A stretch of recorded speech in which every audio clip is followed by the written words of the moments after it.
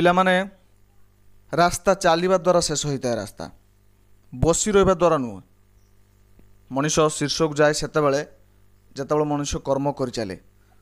ଯଦି ଆମେ ସ୍ଥାଣୁ ହୋଇ ବସିଯିବା ତେବେ କେବେ ବି ଆମେ ସଫଳତାର ପାହାଚର ଶୀର୍ଷ ପାହାଚରେ ଆମେ ପହଞ୍ଚି ପାରିବା ନାହିଁ।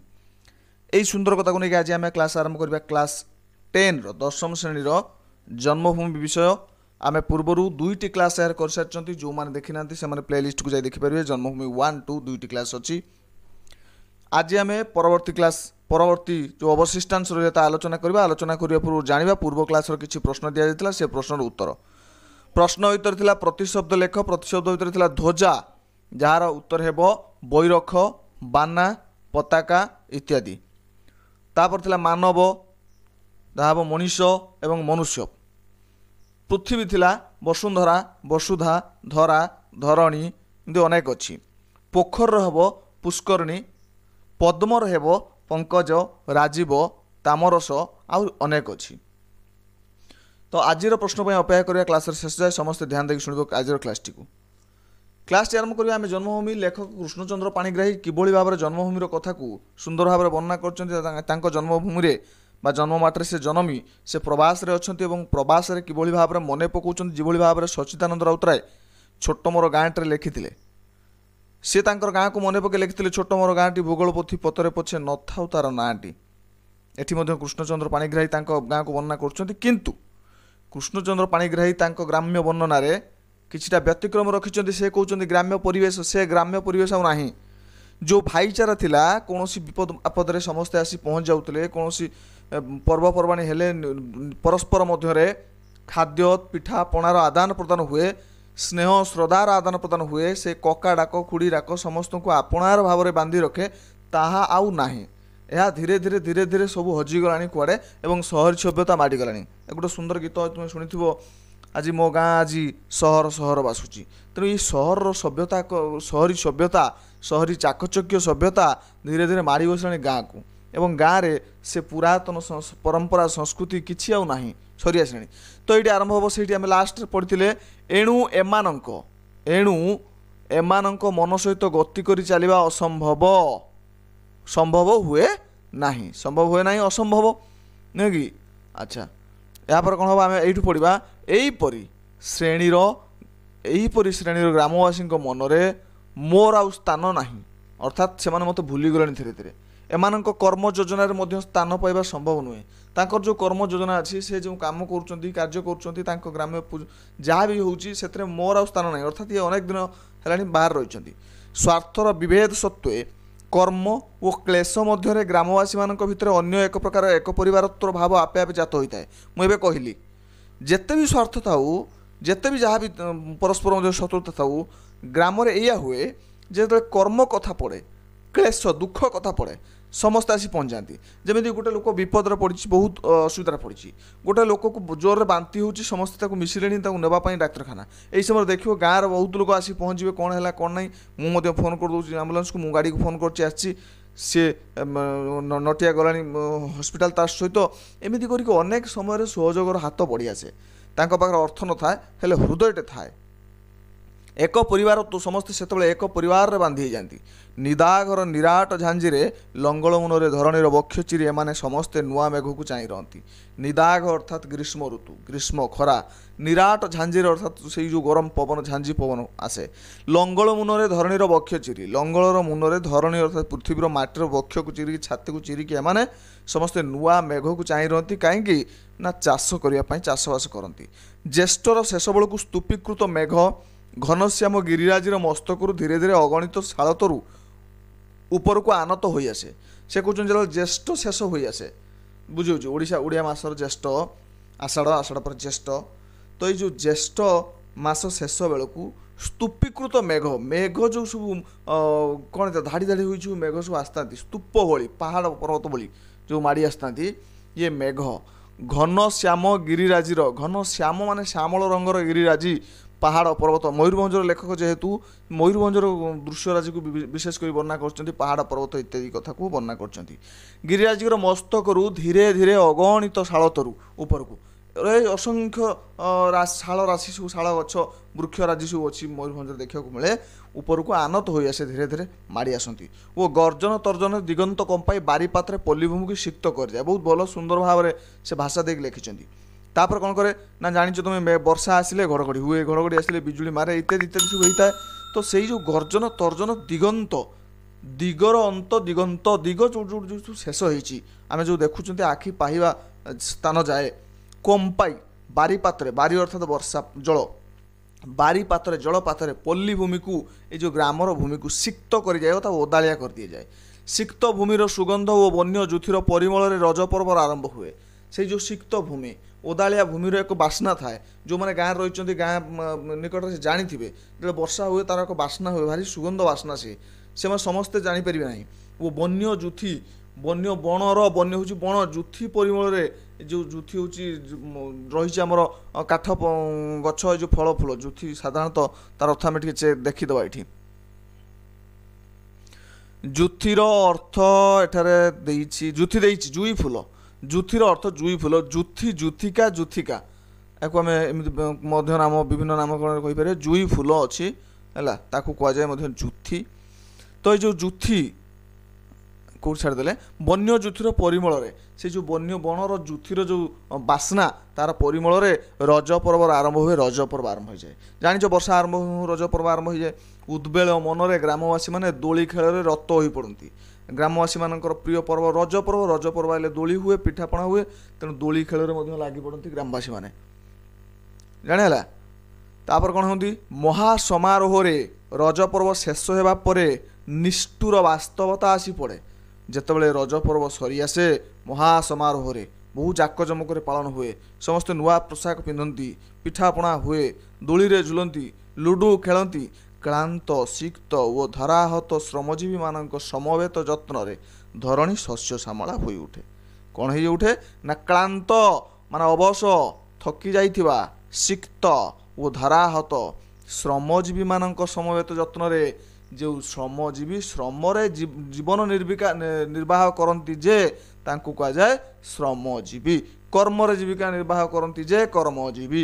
ତ ଏଇ ଶ୍ରମଜୀବୀ ସମବେତ, ସମବେତ ମାନେ ସମସ୍ତେ ମିଶିକରି ଯତ୍ନରେ ଧରଣୀ ଶସ୍ୟ ଶ୍ୟାମଳା ହୋଇ ଉଠେ। ତାଙ୍କ ଯତ୍ନ ଦ୍ୱାରା ଧରଣୀ କ'ଣ ହୁଏ, ଶସ୍ୟ ଶ୍ୟାମଳା, ଅର୍ଥାତ୍ ସେ ଯେଉଁ ହଳ କରିକି ଯେଉଁ ଚାରା ବୁଣିଥିଲେ, ଗଛ ହେଇଗଲା, ଧାନ ଗଛ ସବୁ ଉଠିଯିବ ଓ ହେମନ୍ତରେ ସ୍ୱର୍ଣ୍ଣ ଶୀର୍ଷ ଧାନ୍ୟରେ ଗ୍ରାମଭୂମି ପୂର୍ଣ୍ଣ ହୋଇଯାଏ। ହେମନ୍ତ ଋତୁ ବେଳକୁ କ'ଣ ହୁଏ ନା, ଧାନ୍ୟ, ଧାନ୍ୟ ଅର୍ଥାତ୍ ଧାନ ପୂର୍ଣ୍ଣ ହୋଇଯାଏ। ଗ୍ରାମର ଏହି ଯେ ଶୃଙ୍ଖଳିତ କର୍ମ ଯୋଜନା ଅଛି, ସେଥିମଧ୍ୟରେ ମୋର ସ୍ଥାନ କାହିଁ? ଏଠି ଲେଖକ କ୍ଷୋଭ ପ୍ରକାଶ କରୁଛନ୍ତି। ଏତେ ସବୁ ପନ୍ଥା ଭିତରେ ମୋର ସ୍ଥାନ କାହିଁ? ମୁଁ ବିଦେଶ ପଳାଇ ଆସିଛି, ମୁଁ ବାବୁ ହେଇଯାଇଛି, ମୁଁ ଅଫିସର ହେଇଯାଇଛି, ମୁଁ ଆଉ ଗାଁକୁ ଯାଉନି, ତେବେ ମୋର ଆଉ ସ୍ଥାନ କାହିଁ?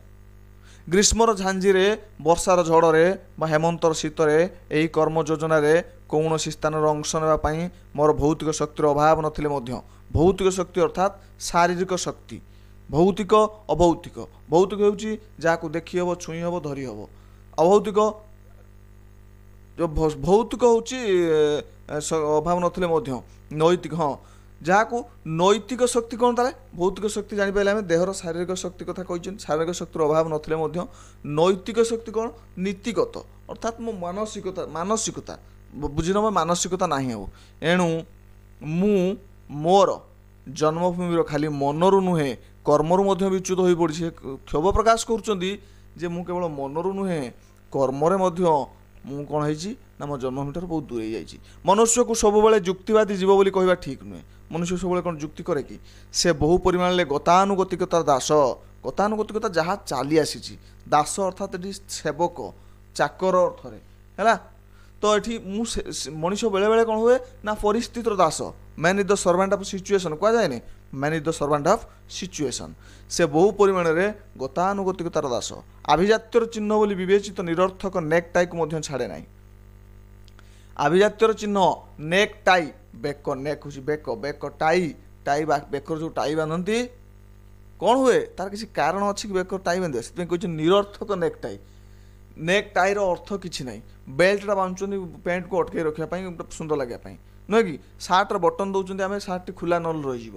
एमती विभिन्न आम जहाँ पोशाक परिधान कर जूता मारुँच चलिक जावाई आम गोड़ कष्ट हेनी किंतु आम नेक टाई जो व्यवहार कर तार किसी सठिक कारण ना किंतु आम आभिजात्यर चिन्ह भाव व्यवहार कर काय क्लेश न शोवा जदि आभिजात्यर चिन्ह ताहले एपरी अर्थपूर्ण आभिजात्यर चिन्ह को किए बा कहीं छाड़ समस्त शिक्षित काय क्लेश शोवा को अक्षम नुहति समस्त शिक्षित सबू शिक्षित भी आम साधारणतः भावी जे शिक्षित होगा से काम करें से आभिजात्यर चिन्ह तादक आसगला से तार स्टाइल तार शैली सब बदल जाए समस्त शिक्षित काय क्लेश शोवा शरीर क्लेश शोवा को अक्षम नुहति बहुत अच्छा क्लेश सही पारे कष्ट सही पारे किंतु समस्त शिक्षित अभिजात श्रेणी अंतर्भुक्त समस्ते शिक्षित अभिजात अभिजात विराट बड़ मान धनिक गोष्ठी बोली कहीपर आभिजात्य छाड़ा संभव नुहे एणु शारीरिक श्रम छाड़ा ही संभव होता है से कौन कहते से ना आभिजात्य छाड़ी पारती ना निजर जो शैली बंचार शैली छाड़ी पारती ना बुट माड़िकी जी कि आम चाष कम करने आमको तो सु माड़ा पड़ो ना आम काढ़ा पड़ो कादो हवा पड़ो कि कादो हेनी से आभिजात्य छाड़ा संभव नुहे एणु शारीरिक श्रम छाड़ा ही संभव होता है ता छड़ा कौन व्यक्तिर दैनिक आय 5 अणा बा 50 लाख टंका हो पाए से आईन बाधा ना कि धर्म बा समाजर निंदा ना बरंच मानवर समस्त नीति को पदरे तोली दे ऊर्ध्व श्वास धाई से जिते बेसी ये दीर्घ व्यवधान को कम करें से बेसी जीवन युद्ध दिग्विजय वीर बोली परिचित हुए से कहते जे आम जीवन युद्धर दिग्विजय वीर बोली परिचित हुए केतबेले ना जेतेबेले सीए कौन करे ना जेते बेसी दौड़े जेते बेसी दौड़े एवं दौड़ी दौड़ी अधिक टंका उपार्जन करे इनकम करी कौन करे ना निजर धनी और गरीब भर जो दूरता को ह्रास करे सी टी धनी लेवल को अधिक उठापी चेष्टा करे ये कथा कहते अभिजात श्रेणी अंतर्भुक्त न हो खाली शारीरिक श्रम दीर्घ व्यवधान को किंचित मात्र कम करने संभव नुहे अभिजात श्रेणी अंतर्भुक्त आम यदि न हवा केवल खाली शारीरिक परिश्रम करवा ये दीर्घ व्यवधान को किंचित मात्र कम करने संभव नुहे संभव हेब ना आम जदि सेमती पैंट सार्ट पिंधिकी आम जो गामछा पिंधि लुंगी पिंधि जो चाषबास कम करी आम केवे भी ऊपर जापरि लेखक कहते प्राबंधिक कहते यही सब कारण बहुपल्ली जननी आज से शिक्षित संतान को हर बस बहुपल्ली जननी कौन कर शिक्षित संतान को हर बस कहीं बुझीपार तार मूल कारण शिक्षित हेले आमको आभिजात्य ग्रहण करा पड़ो आभिजात्य अर्थ आमर चाली चलनी आचार व्यवहार कथबार्ता आमर पोशाक पत्र देखो जी चाकरी कर जड़े आयस पाई जाइए से तुम गाँव को आसो से गामछा पिंधिकी बुली पार कि ताकू खराब लगे पार जदि बहुत अच्छा भी पार्टी किंतु साधारणतः से आभिजात्य को हराती ना आभिजात्य को धरिकी रखती से बिना जोतार चल चलिक जापर जमी साधारण लोक जापरि से काद बिलर पड़ी माछ धरी पार ना से नदी में पलिक पहरी पार ना ये सब अनेक जिनस अच्छी से पारे ना अर्थ बल हो भाग्य बल हो अध्यवसाय बल हो जो मैंने शिक्षित रूपे उद्यमान हुअन्ति सेमानक संबंध में पल्लीग्राम बहु कल्पना जल्पना चले जी टी शिक्षित हो जाए ऊपर को उठी जाए ता नाम पल्लीग्राम ग्राम मानक बहु कल्पना जल्पना चले विद्यार्थी जीवन में से पितामाता आशा भरसार स्थल हो ग्राम वृद्ध मान प्रशंसार दृष्टांत हो ग्रामभूमि मंडन करते जी आयस पाईगले जी कि बड़ टी हो गले से गाँव को आसो उदाहरण सब देवे अन्य देख केते कष्ट करूला केते सहीकी आज बड़ मनीष हो जाए देख से आज माँ ता माँ ता बापा आज से गोटे चाकरी कर इत्यादि बहुत दृष्टांत दिखती किंतु समय आसे जितेबाला कि ग्रामवासी मैंने से देखबार सुधा सुविधा पाती नहीं एमती बेल आसे जे से ग्रामवासी मैंने जो मैंने प्रशंसा करुले से देखा भी पाती नहीं कहीं से आसीपारती ना नुहे कि से गाँव को आते शीघ्र एत समय देकी आसीपारती ना बर्तमान ये थाऊ आम पढ़ले अनेक अच्छी तेणु आम जो अल्प पढ़ा भल भाव पढ़ा अधिका पढ़ले बेसी बुझे पार ना भल पढ़ी पार ना तेणु ये आज रहा आम नेक्स्ट क्लास पुणी आउ पढ़ा आशा कर समस्त बुझीपारे जो मैंने न बुझीपार से कमेंट करेंगे जनइबे कौन बुझीपार मुझे निश्चित भाव में टेलीग्राम ग्रुप जॉइन करापर बुझेदेवी जदि क्या पाखे कंटाक्ट नंबर अच्छी तार मत पचारि पारे मुझे बुझेदेवी बर्तमान आम देखा परवर्ती प्रश्न आम जो आज प्रश्न प्रिपेयर करवाई आज हूँ रही रूढ़ी रूढ़ी 5 गोटी रूढ़ी दी जाए रूढ़ीर अर्थ लिखापी कहुई जो मैंने दौरान तार उत्तर समस्त धन्यवाद समस्त सब पाठ सहित एनगेज रुह एनगेज रही तुम गोटे पाठ पढ़ार शक्ति बढ़ो और इच्छा जागृत हो बर्तमान 5 गोटी दिज्व प्रश्न 5 गोटी रूढ़ी दिज्व जार अर्थ लिखापी पड़ो प्रथम आलू खोलू खोलू महादेव बाहर यार अर्थ लिख 2 इह लीला संवरण करवा 3 ଆପଣା ସିଂହରେ ମାଟି ତାଡ଼ିବା। 4 ଆଡ଼ ଆଖିରେ ନ ଚାହିଁବା। 5 ଆଖିରେ ନାଚିବା। এই 5ଟି শব্দକୁ যত সম্ভব কমেন্ট বক্সে লিখিব। ভিডিও ভাল লাগিলে ক্লাস ভাল লাগিলে লাইক করিব, কমেন্ট করিব, শেয়ার করিব। ধন্যবাদ। ସମସ୍ତେ ଖୁସିରେ ରୁହ। ତୁମର ଖୁସିରେ ମୋର ବି ଖୁସି।